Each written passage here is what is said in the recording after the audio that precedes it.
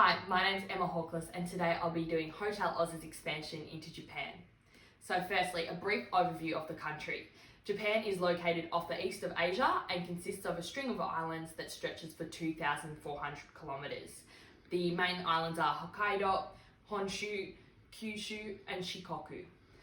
The Japanese population is over 126 million people and the average income in Japan is 4.14 million yen, which is approximately the same as 54,759 Australian dollars. The minimum wage is 901 yen, which is $11.94 an hour in Australia. And the first part of the assignment I'll talk about is the foreign direct investment into the host country, Japan. So the FDI flows into Japan remain relatively low in comparison to other developed nations around the world and relatively unstable. That being said, Japan has a solid net creditor position and external indicators are generally robust. This is favourable for the expansion into the country. Japan's key strengths are that it's positioned as a leader in advanced technology, and potential barriers to investment are essentially demographic, cultural and linguistic. They will be covered in the rest of the presentation today. So, the labour market characteristics. So looking firstly at the employment status of the Japanese, the labour force in Japan is estimated at 67.64 million people, and the current labour force issues that Japan is currently facing are Japan's aging work population is declining rapidly. This is due to lower birth rates in the country, and then wage inequality. So the gender pay gap in Japan is significantly large at 24.5% disparity, and it's the second largest among organisations for economic cooperation and development. The current positives to the labour force are that the unemployment rate is stable and relatively low. So furthermore, looking at labour market characteristics, analysing the talent available in the country. In 2019, 60.4% of Japanese aged 25 to 34 had attended some form of tertiary education, and a bachelor's degree is held by 30.2% of Japanese aged 25 to 64. Japan is ranked 19th on the Global Talent Competitiveness Index, and one of its major contributing factors to it being significantly lower than Australia's status is that employees are being overworked.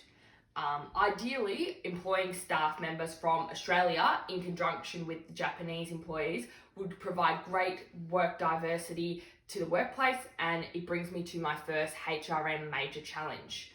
The involvement of cross-cultural training would address barriers and other workplace mannerisms for employees to know the correct way to handle culturally appropriate communication, as it is not to offend the other culture. An example of the gap between cultures is when Australians would point when giving non-verbal directions, whereas in some Asian cultures, particularly Japan, this is considered extremely rude and offensive. It is deemed that cultural awareness is important because behavioural patterns that are viewed problematic in one country may be the cultural norm in another country. However, cross-cultural training is associated with high costs, so it would probably be best advised to HotelAus to source the workforce within Japan, as they're less likely to keep and retain foreign talent. Feasibility-wise, as mentioned before, Japan does offer a highly educated workforce of individuals who are adequately skilled to fulfill hospitality duties. Therefore, it would be suggested to HotelAus that they harness the talent within the local Japanese employees. So now moving on to the labour laws in the country.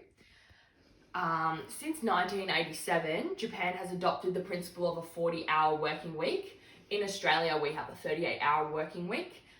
Employees in Japan enjoy a significant protection under Japanese employment law, which is well established through court precedents.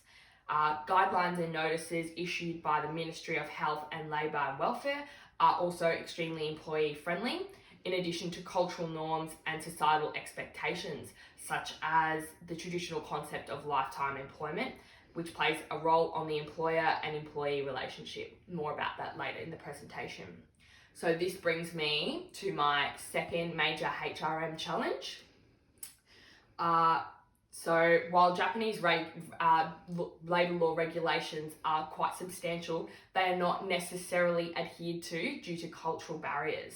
Most Japanese employees work long hours. It is common for them to work over 60 hours a week despite the labour laws. As previously mentioned, the labour laws stipulate 40 working hours. This has led to the global phenomenon of karoshi, which quite literally means death by work.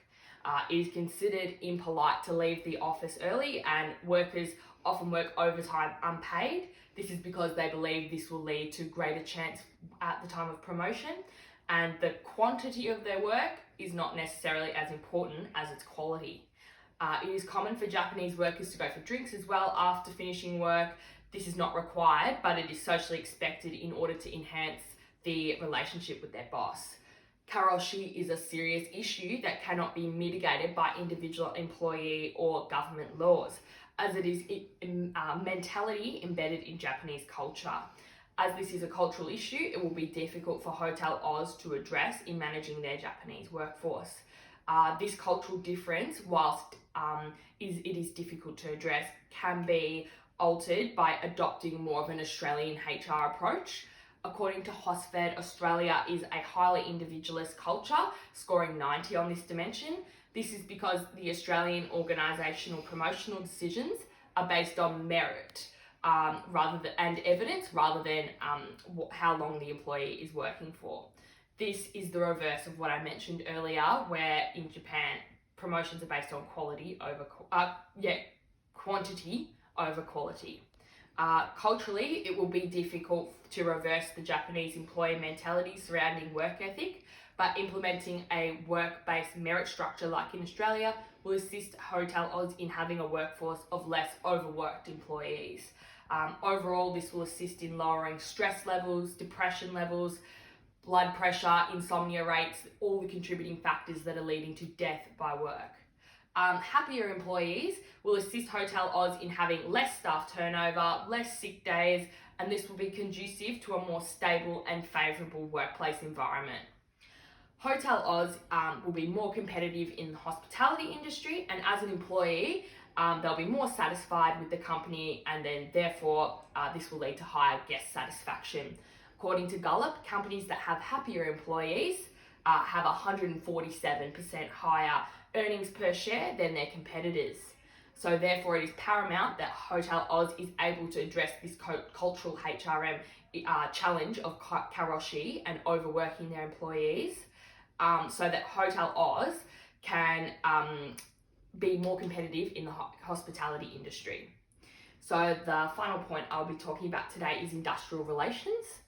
The central features of the Japanese industrial relations system include workplace focused enterprise unions, lifetime employment systems, broad-based training, and seniority-based wages.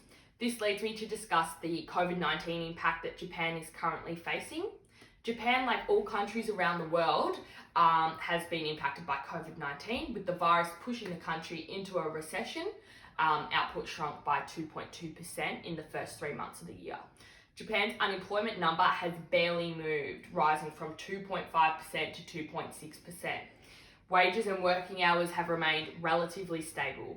Despite economic shutdown, Japan has not produced any mass layoffs, and this is due to the country's social, demographic, and epidemiological factors, which is all to do with their strong industrial employee and employer relations.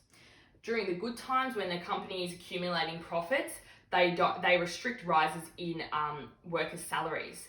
During the bad times, such as an experience like COVID-19, the companies do not make their employees redundant, and the retained earnings are utilised to secure job security.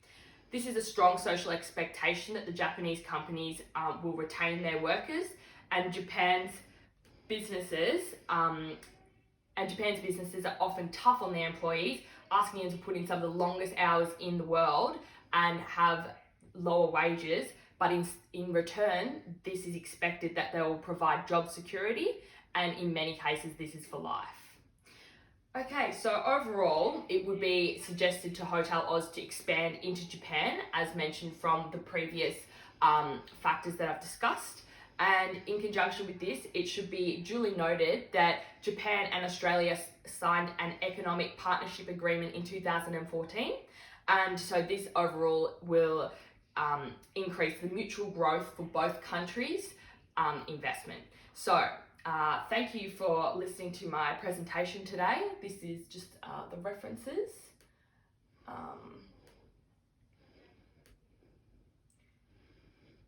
Thank you very much.